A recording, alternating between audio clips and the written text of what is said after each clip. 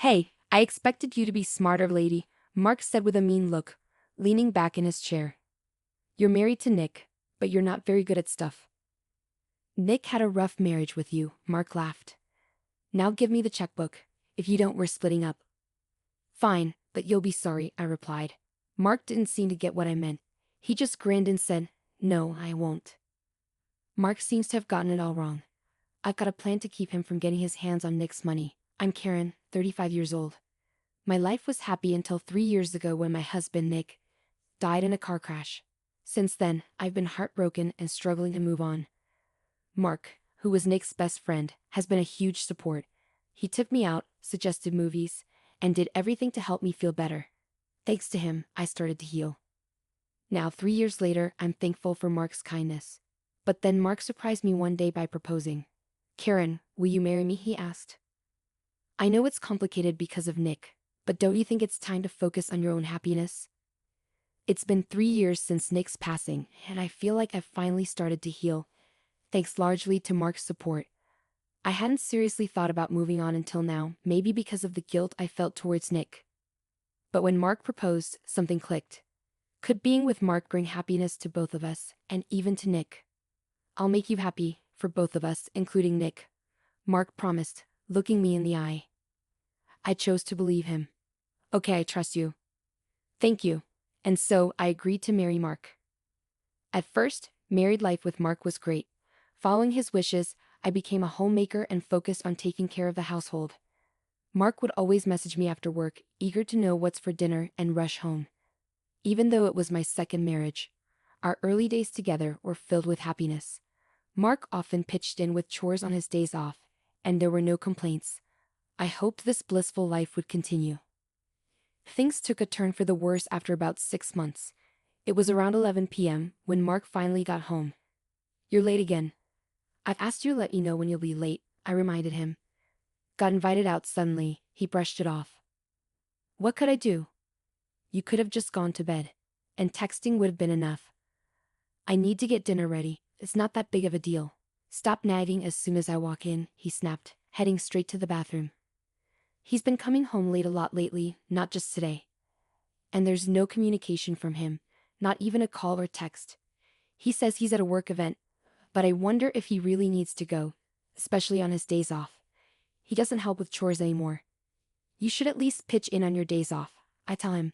He doesn't bother to respond, saying, Why should I work on my days off? That's your job. Figure it out yourself. But the biggest worry is our finances. Mark gets me what's left of his salary after his own expenses, but lately, that amount keeps getting smaller. This month, it was significantly less. When I asked about it, Mark casually said, Oh, I gave some to my mom, that's why. How much did you give her? Around $1,000? I questioned, feeling frustrated. $1,000? I already said last month that giving her $800 was too much. We can't afford to be so generous. I insisted, my tone becoming firmer. If you subtract your allowance from that, we won't have enough for our own expenses. If she says she needs it, there's nothing I can do. Use your savings to cover the difference, Mark replied casually. What do you mean by or something? Why don't you find a part-time job or something? You're always just lounging around at home. You should do some work, I fired back. I became a full-time homemaker at Mark's request. His harsh words shocked me. But I realized we needed extra income to make ends meet. Reluctantly, I started looking for a job. Luckily, I found a part-time job with short hours, so it didn't interfere much with my routine. One day, I came home late from work to find the front door unlocked. Peering inside, I saw Mark was already home. Mark, you're back already? I exclaimed, surprised to find him at home. He spun around with a start, hastily concealing something behind his back. Hey, what were you just hiding? I asked, suspicion creeping in. Nothing, just forget about it. Mark quickly dismissed, but I wasn't convinced. You were hiding something. I persisted, snatching something from Mark's hand and realizing it was my bank book. What were you doing with this? I demanded, feeling a surge of anger. Just checking something. Give it back, Mark said, trying to take it from me. You've saved up quite a bit, huh?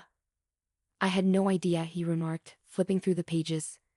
You always say we're short on money, I argued, feeling betrayed. What's going on? All this money should go to my mom, Mark stated casually, interrupting me. Huh? That's not. I began, shocked by his bold request. It's only right to give such a large amount to my mom, he insisted, acting like it was the most reasonable thing ever. Why should I give your mom my money? I objected, feeling my anger rise. Since when is the wife's money the mother-in-law's money? Don't you know that? Give me the bank book now, he demanded, his tone getting more aggressive. No way. This money is mine, I declared, holding onto the bank book tightly. I fled from Mark, who was trying to snatch the bank book from me, and locked myself in the bedroom. While Mark banged on the door, demanding the bank book, I couldn't shake off the feeling of betrayal and anger. As I wrestled with what to do next, the only solution that seemed clear was to divorce Mark. I wondered, if Nick were here, what would he advise? The thought of Nick's absence hit me hard, and I couldn't help but cry. That money had to stay away from Mark, no matter what. I swiftly stashed the bank book in a locked suitcase and waited for Mark to come back. But he didn't return that day. Night fell, and I drifted off to sleep. When I woke the next morning, Mark still hadn't returned. With a clearer head than the night before, I knew I couldn't keep living like this. I refused to hand over the bank book to Mark. He had insulted not only me but also Nick. I couldn't forgive him. Gathering only the essentials, I waited for Mark's return. Finally, when he did show up, he seemed surprised to find me awake. Where have you been? I questioned, my voice steady but firm. I went to my parents' place. Just came back from the real estate agent, he answered casually. The real estate agent? With your $300,000? I asked, my suspicion growing. I bought a new house for my mom. It's a brand new single-family home, Mark declared proudly, expecting me to go along with it. Huh? Give me the bank book now. If not, we're getting a divorce, he demanded, his tone becoming stern. I get it. Oh. Are you talking about splitting up? That's okay with me, I said calmly, surprising Mark. Wait, what? Mark was shocked, not expecting me to be so okay with it. Did he think I'd just give him access to our money if he mentioned divorce? All right, but you'll be sorry, I warned. When I said that, Mark probably didn't understand what I really meant. He just smirked and said sure, whatever. Anyway, I went to the bedroom to grab the bags I'd packed. Mark was wrong if he thought he'd get half of our stuff. Around $15,000, but he was wrong. There was no way he'd get that much money from me. But just letting him off easy for insulting Nick wasn't enough. I came up with a better plan. It would teach Mark a lesson if he experienced what he put others through. I put my bank book back in the kitchen drawer, grabbed my bags, and said, I'll send you the divorce papers later. Don't mess with my stuff. I'll move it when I can. Mark seemed suspicious of my careful planning, but I left anyway. I booked a room in a nearby business hotel and decided to stay there for about a week. During my time at the hotel, I found a rental apartment that was good for living alone. After sorting out the rental agreement, I started moving right away. I came back to the house while Mark was out in the afternoon to move my stuff.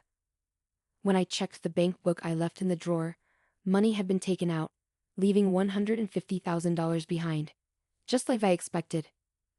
Mark probably used half for himself and bought a new house for his mom, but he regretted it later. I got the divorce papers from City Hall, filled them out, and sent them to Mark. But even after a week, then 2 weeks, they hadn't reached City Hall. And I couldn't reach Mark on the phone.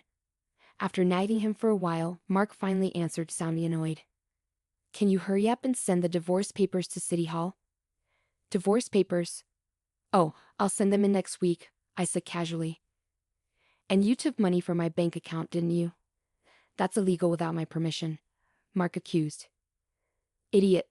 It's not illegal to take money from a family member's account. Plus, half of it would be mine after the divorce, so it's fair. I'm hanging up now, I said firmly, and I ended the call. Later on, it seemed Mark had finally sent the divorce papers to City Hall. When I checked, Mark and I were officially divorced. A month later, I was at work. The place where I worked part-time was offering full-time positions, and I applied. They accepted me. I heard some noise near the entrance, so I went to see what was happening. To my surprise, Mark and his mom were arguing with the receptionist. I rushed over and asked, "What's going on?" When I spoke, it turned to me urgently. Karen, we've been searching for you. Please listen, Mark begged. Please, Karen, forgive us, his mom added, sounding shaky. As they began to argue loudly, I somehow managed to calm them down. I told my boss about the situation, and we decided to talk things out at a nearby cafe. What's going on? I asked, feeling uneasy about the surprise encounter. With worried expressions, they started to explain frantically about the money. I withdrew money from your account. It turns out it doesn't count as marital property. That money is. Mark's voice trailed off, and I let out a huge sigh of disbelief. That's what I've been saying all along. That was my own money. It was the life insurance payout when Nick passed away. We didn't know. We're really sorry. We'll try to give the money back somehow. Can you not cause a big scene about this? Mark pleaded. You're right. You wouldn't want this blown out of proportion either, right? I replied, feeling frustrated and resigned. Let's settle this peacefully. Is that all you came to say? As soon as I said that, their faces turned frantic. Just that. I already figured it out when you took the money from the bank. How did you manage it? Don't tell me you think I didn't notice. I pressed on. Well, we had to do it because we needed the money, Mark stammered, clearly struggling to explain. Here's what likely happened. You can't withdraw $150,000 all at once from an ATM. It would take too long. So they probably tried to withdraw it from the counter, but for large sums, a power of attorney from the account holder is needed. I guess my mother-in-law wrote that power of attorney and she probably pretended to be me when the bank called for confirmation. Essentially, my mother-in-law impersonated me. This is clearly illegal, and yet they were still trying to cover it up. There's no way I can forgive this, I said firmly, cutting off Mark's attempts to plead for forgiveness. Lawyers have been coming to the office, employees are staring, and my boss is asking questions. My job is on the line. If things get worse, I might have to quit, and I won't find another job easily. Please let's settle this without going to court, Mark begged, desperation clear in his voice. My husband told me we're getting a divorce. I was just dazzled by the idea of a new house. It was a rash decision. I did find solace in this man after Nick's death. Maybe I could forgive him if he was sincere, but he also insulted Nick. If not for that, things wouldn't have gone this far, I thought to myself, feeling torn. It's out of my hands now. Our next meeting will be in court, I declared, standing up to leave. Wait, Karen, please. Mark and his mother pleaded, kneeling in the cafe. But I ignored them and walked out. In the end, they were in the wrong, and they ended up facing a hefty lawsuit for me, leading to a significant debt for Mark and my former mother-in-law. The $150,000 withdrawn from my account was returned by my former father-in-law out of his own pocket. The new house they bought was sold off, but it only covered some of the cost. Mark, unfortunately, lost his job and struggled to find another one in this tough economy. He ended up working as a live-in security guard, surviving on cheap sandwiches and barely making ends meet while paying off his debt. My former father-in-law separated from my former mother-in-law, who now lives in a modest apartment and works part-time jobs to get by. On the other hand, I've been enjoying my life, working steadily on my job. Although I'm single again after the divorce, I see it as a fresh start. Recently, a kind and caring man has entered my life. I'm taking things slowly to avoid repeating past mistakes, but I can't help but feel hopeful about this new relationship.